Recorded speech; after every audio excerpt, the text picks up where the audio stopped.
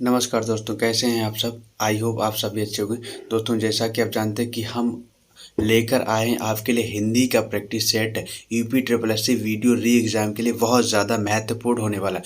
दोस्तों, हम अभी तक जो है प्रैक्टिस सेट आपके 6 प्रैक्टिस सेट हिंदी के सॉल्व कर चुके हैं। अगर आपने अभी तक हमारे जो हिंदी के प्रैक्टिस सेट नहीं देखे तो आप प्ले लिस्ट में जाकर जो है बाकी के प्रैक्टिस सेट देख सकते हैं। दोस्तों, हम डेली प्रैक्टिस सेट लगाते हैं। आपके जीएस के भी प्रैक्टिस सेट हम जो है अभी तक 5 प्रैक्टिस सेट सॉल्व कर चुके हैं। अगर आपने नहीं देखे तो आप प्लेलिस्ट में जाकर भी हमारे प्रैक्टिस सेट देख सकते हैं। दोस्तों, ये प्रैक्टिस सेट जो है प्रैक्टिस सेट नंबर हिंदी का 7 है। तो चलिए देखते हैं कि आज विश्व भर में बाकी बेकारी ने विकराल रूप धारण कर रखा है। यह समस्या भारत को भी घुन की तरह खाए जा रही है।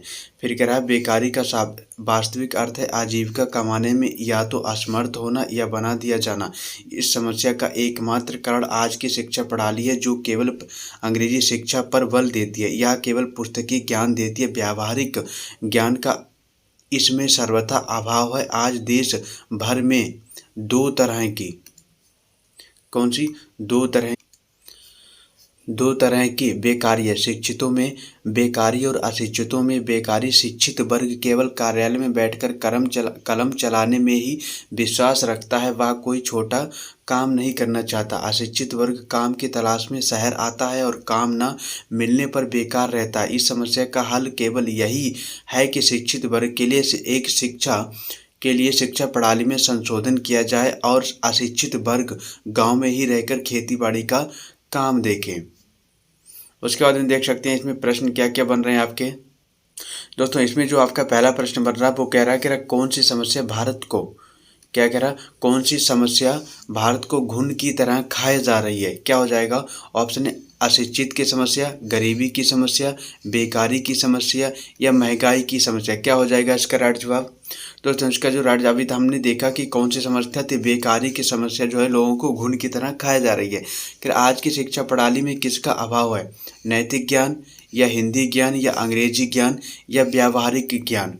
क्या हो जाएगा इसका राइट जवाब? दोस्तों, इसका जो राइट जवाब हो जाएगा ऑप्शन डी हो जाएगा, व्यावहारिक ज्ञान। दोस्तों, अगर आपको इस जल्दी में ना समझ में आ रहा तो आप जो है ऊपर जो पैराग्राफ दे रखा है वो आप पढ़ लीजिए और अपने हिसाब से देख लीजिए, ठीक है। कह बेकारी की समस्या का एकमात्र कारण है शिक्षा प्रणाली, धर्म प्रणाली या जीवन प्रणाली या राजनीतिक प्रणाली। क्या हो जाएगा इसका राइट जवाब? दोस्तों, इसका जो राइट जवाब है ऑप्शन क्या हो जाएगा? ए हो जाएगा। कौन सा? ए हो जाएगा, शिक्षा प्रणाली, ठीक है। उसके बाद में आगे प्रश्न की बात करते हैं। कह रहा कौन सा वर्ग काम की तलाश में गांव से शहर आता है? कौन सा वर्ग गांव की तलाश में शहर आता है? कह रहा शिक्षा वर्ग आता है या अशिक्षित वर्ग आता है या उच्च वर्ग आता है या इनमें से कोई नहीं। क्या हो जाएगा इसका राइट जवाब? दोस्तों, इसका जो राइट जवाब हो जाएगा वो हो जाएगा अशिक्षित वर्ग। अभी हमने पढ़ा कौन सा वर्ग जो है वो गांव से शहर की तरफ आता है, तो अशिक्षित वर्ग जो होता है वो है। कह रहा संशोधन में। दोस्तों, अब यहाँ से आपके जो पैराग्राफ से क्वेश्चन बन रहे थे वो आपके 1 से 4 क्वेश्चन थे, ठीक है। उसके बाद में आपके जो है आगे के जो प्रश्न है वो स्टार्ट हो चुके हैं। संशोधन में उपसर्ग है, तो दोस्तों संशोधन में कौन सा उपसर्ग है? तो आपका सम और धन क्या है? सम धन शोधन। तो यानी कि इसका जो उपसर्ग बन रहा है क्या हो जाएगा? सम हो जाएगा, ठीक है। आगे बात करते हैं, तोता डाली पर बैठा, इस वाक्य में कौन सा कारक है? कर्ता ने कर्म को कर्ण से संप्रदान के लिए अपादान से अलग अधिकरण में पर। तो इसमें दोस्तों पर निकल रहा है, इसका मतलब इसमें कौन सा कारक हो सकता है? आपका जो राइट जवाब हो जाएगा ऑप्शन सी हो जाएगा। कौन सा? ऑप्शन सी हो जाएगा, अधिकरण कारक। उसके बाद में दोस्तों आगे प्रश्न की बात करते हैं। क्या निम्नलिखित में से स्त्रीलिंग शब्द को चुनिए? कौन सा स्त्रीलिंग शब्द? ऑप्शन ए धुआं, ऑप्शन बी संध्या, ऑप्शन सी भत्ता या डी धाबा। क्या हो जाएगा इसका राइट जवाब? देखो, धुआं आया या धुआं गया, संध्या आ गई, धाबा बोल दिया, भत्ता खा लिया, ऐसे समझ लो, भत्ता खा लिया या भत्ता देख लिया। तो दोस्तों इसका जो स्त्रीलिंग है वो होगा संध्या आ गई। मतलब इसमें क्या है? स्त्रीलिंग होगा। क्या चिड़िया शब्द का बहुवचन में क्या होगा? चिड़िया का चिड़िया होगा या चिड़ियों होगा या चिड़िए होगा या चिड़ियो होगा। क्या हो जाएगा इसका राइट जवाब? तो इसका जो चिड़िया होता है बहुवचन, चिड़िया होती है और चिड़िया इसका बहुवचन होता है, ठीक है। उसके बाद में आगे बात करते हैं दोस्तों, अनंत शब्द की सही संधि विच्छेद क्या होगा? किसका? अनंत शब्द का। क्या अनंत शब्द का सही संधि विच्छेद होगा अन प्लस अंत या अन प्लस अंत या अन प्लस अंत या अनन प्लस अंत? क्या हो जाएगा इसका राइट जवाब?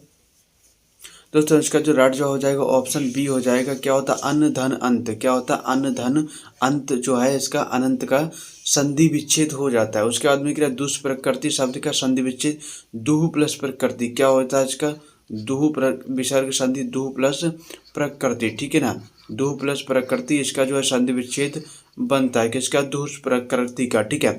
इसका जो राइट जवाब हो जाएगा वो हो जाएगा ऑप्शन बी, इसका राइट जवाब हो जाएगा।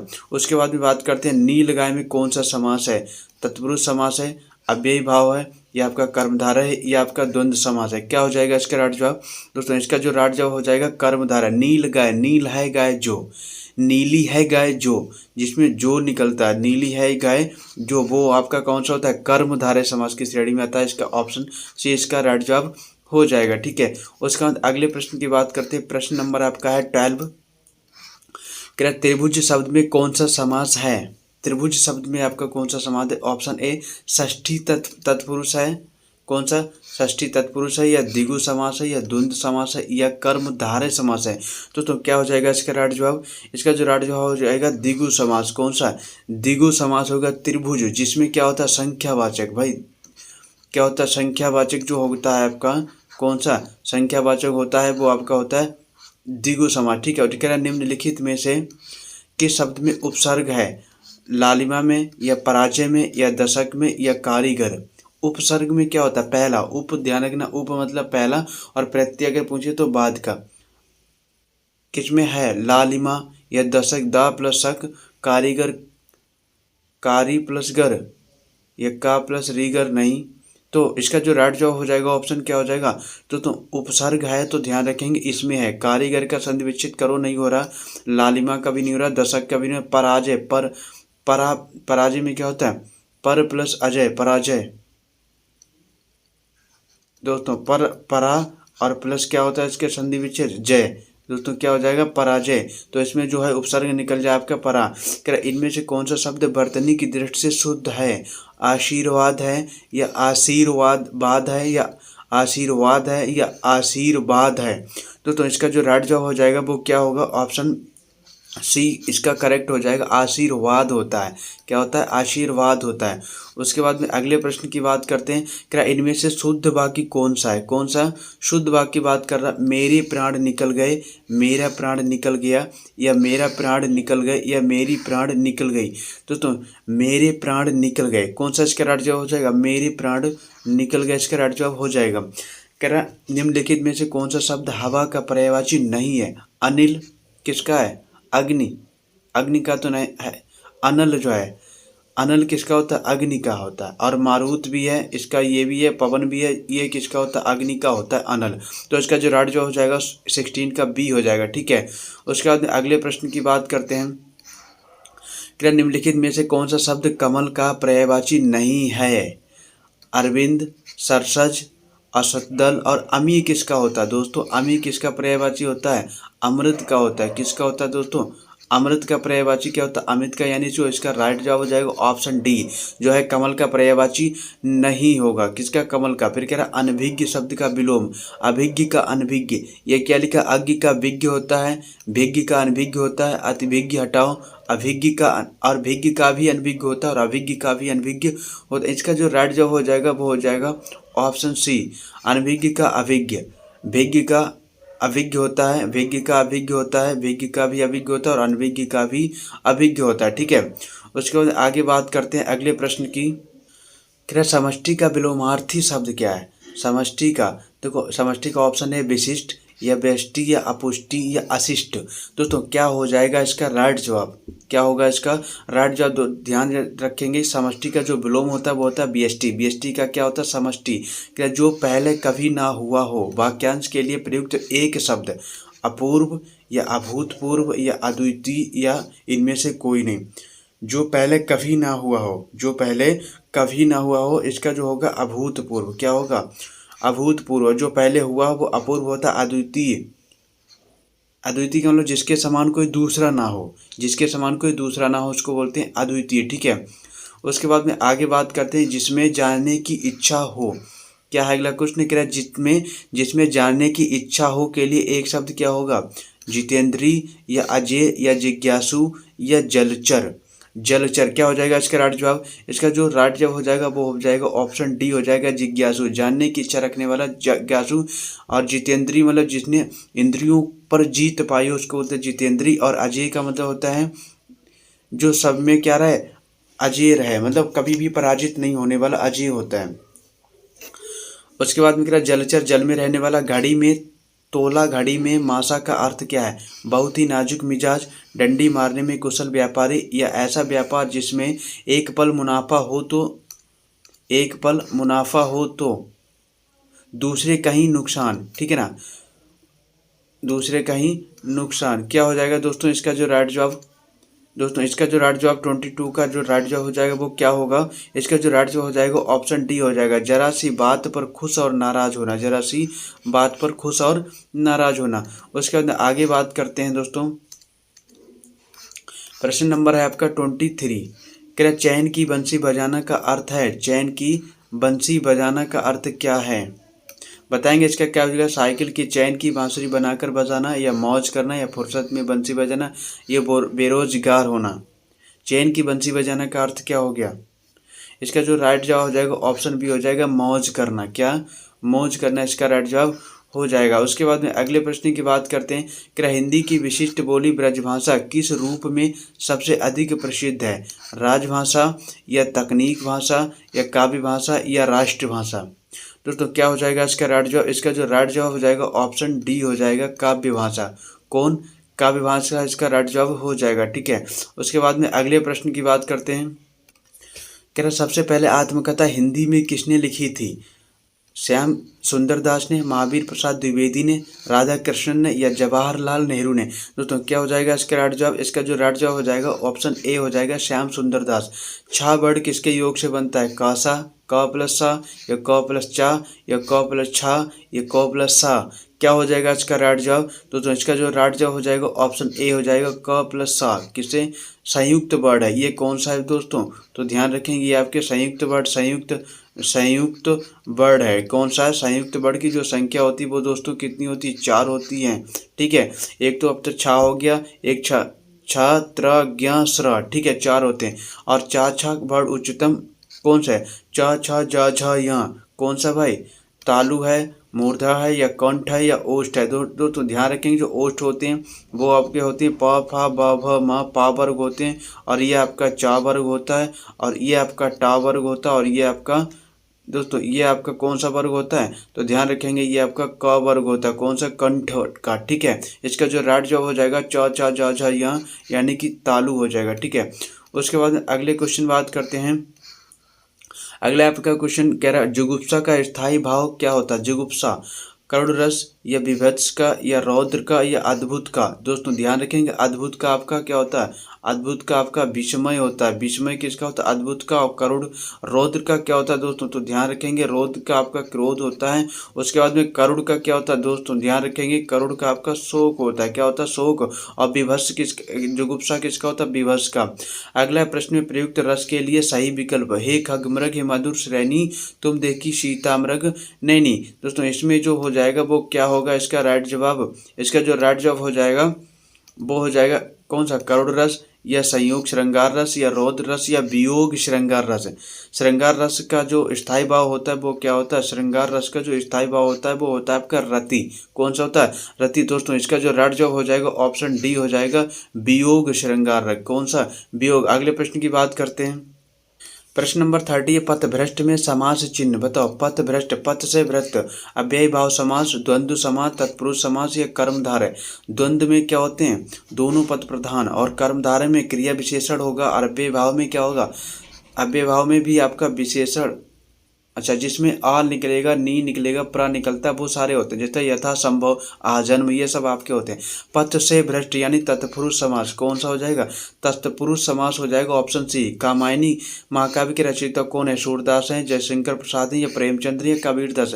तो ध्यान रखेंगे इसका जो कामायनी किसकी है, जयशंकर प्रसाद की है। ठीक है, उसके बाद अगले प्रश्न बात करें, दिवावसान का समय मेघमान आसमान से उतर रही वह संध्या सुंदर परी सी धीरे धीरे धीरे धीरे धीरे धीरे धीरे। तो इसका जो राइट जवाब हो जाएगा वो क्या होगा, क्या होगा, रूपक अलंकार होगा या उपमा होगा या श्लेष होगा या मानवीकरण होगा। दोस्तों रूपक में जैसे किसी का रूप मान लिया जाए, श्लेष का मतलब होता है चिपका हुआ, कौन सा, जिसमें चिपका हुआ होगा।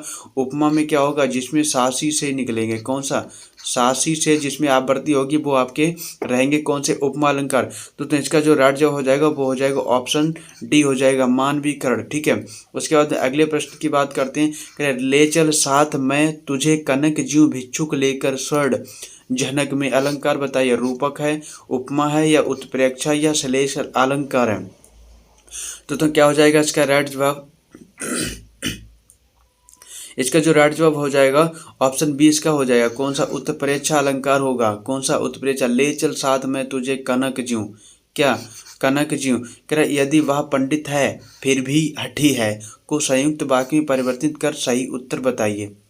यदि वह पंडित है फिर भी हठी है, क्या हो जाएगा दोस्तों इसका राइट जवाब, यदि वह पंडित है फिर भी हठी है को संयुक्त वाक्य में, अच्छा संयुक्त वाक्य में बता रहा, संयुक्त वाक्य में परिवर्तित करने पर संयुक्त वाक्य में क्या निकलता है, क की निकलता है, और निकलता है, क्या निकलता है, संयुक्त वाक्य में की होता है, और होता है, और क्या होता है, किंतु होता है, किंतु होता है, और परंतु होता है, क्या होता है, किंतु होता है, परंतु होता है। ठीक है ना। तो होने का कारण ये कह रहा वह पंडित है, कह रहा पंडित होने के कारण वह हठी है, पंडित होते हुए भी हठी है, वह पंडित है किंतु हठी है, वह पंडित है फिर भी हठी नहीं किंतु हठी है। तो दोस्तों इसका जो राइट जवाब हो जाएगा ऑप्शन ए हो जाएगा, ऑप्शन ए। किंतु बताया ना अभी हमने, क्या बताया, जिसमें किंतु निकलेगा परंतु निकलेगा वो आपके संयुक्त वाक्य में आएंगे। उसके बाद अगले प्रश्न की दोस्तों बात करते हैं कि निम्न में से, क्या निम्न में से प्रयुक्त वाक्य के लिए सही विकल्प चुनिए। मच्छरदानी, प्रत्यय पूछ रहा है दोस्तों, प्रत्यय का मतलब होता है अंतिम, कौन सा, अंतिम, अंतिम में संधि विच्छेद करने पे जो अंतिम वाला होगा, जैसे मच्छरदानी आनी, मच्छर प्लस दानी या और आनी, अभी बताया मच्छर प्लस दानी। ठीक है ना। इसका जो राइट जो हो जाएगा ऑप्शन डी हो जाएगा 35 का।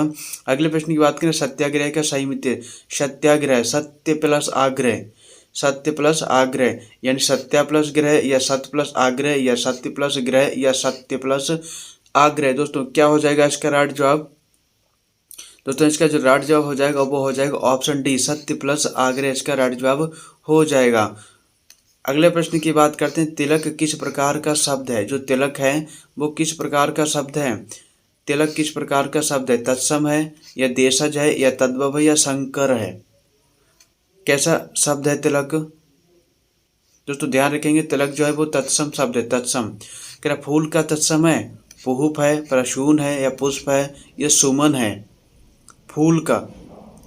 दोस्तों इसका क्या हो जाएगा राइट जवाब, इसका जो राइट जवाब हो जाएगा ऑप्शन बी हो जाएगा पुष्प, क्या हो जाएगा, पुष्प हो जाएगा। ठीक है। उसके बाद अगले बात करते हैं, उचित शब्द चुनकर रिक्त स्थान की पूर्ति कीजिए। अंतर्राष्ट्रीय हिंदी कवि सम्मेलन का स्वयं में बड़ा काम है। दोस्तों स्वयं में बड़ा काम है प्रयोजन, आयोजन या संगठन या आरक्षण। दोस्तों क्या हो जाएगा इसका राइट जवाब, इसका जो राइट जवाब हो जाएगा वो हो जाएगा ऑप्शन सी, अंतर्राष्ट्रीय हिंदी कवि सम्मेलन का आयोजन। दोस्तों यहाँ पे क्या होगा, यहाँ पे होगा आयोजन, आयोजन स्वयं में बड़ा काम है। ठीक है। उसके बाद में अगले प्रश्न की बात करते हैं आपके, क्या हो जाएगा आपका अगला प्रश्न, क्या कोई आ रहा है, क्या क्या है, क्या कोई आ रहा है वाक्य में कोई किस प्रकार का सर्वनाम है। अनिश्चयवाची में देखो ध्यान रखेंगे, अनिश्चयवाची में आपकी जो पहचान होती है वो आपकी कुछ होती है और उसके बाद में कोई होता है, कुछ होता है और आपका क्या होता है दोस्तों, कोई होता है। ठीक है। निश्चयवाची में या वावे, निजवाचक में आपका आप क्या निकलेगा, सॉरी आप जो सो, मतलब जो सो निकलेगा। ठीक है। संबंधवाचक में जो सो निकलेगा, निजवाचक में आप निकलेगा, कोई कुछ आ रहा तो अनिश्चयवाचक में है। क्या प्राचीन शब्द विशेषण के किस प्रकार में आता है, सार्वजनिक में, संख्यावाचक में, परिमाणवाचक में या गुणवाचक में। प्राचीन शब्द किस में आता है दोस्तों, क्या हो जाएगा, देखो ध्यान रखेंगे, प्राचीन शब्द एक क्वालिटी बताता है उसकी कि यह बहुत ही प्राचीन वस्तु है, क्वालिटी बताता है, यानी गुणवाचक में जाएगा। उसके बाद में दोस्तों यहाँ कह रहा चार को उचित क्रम में लगाए, कह रहा बीच में आने वाले अंश को चार भागों में बांटकर या व दी संख्या है, यह चारों उचित क्रम में नहीं है, इन चारों को उचित क्रम में लगाया ताकि एक शुद्ध वाक्य का निर्माण हो सके। कह रहा कुल मिलाकर आत्मरक्षा, ये दे रखा है, शुरू में दे रखा है कुल मिलाकर आत्मरक्षा।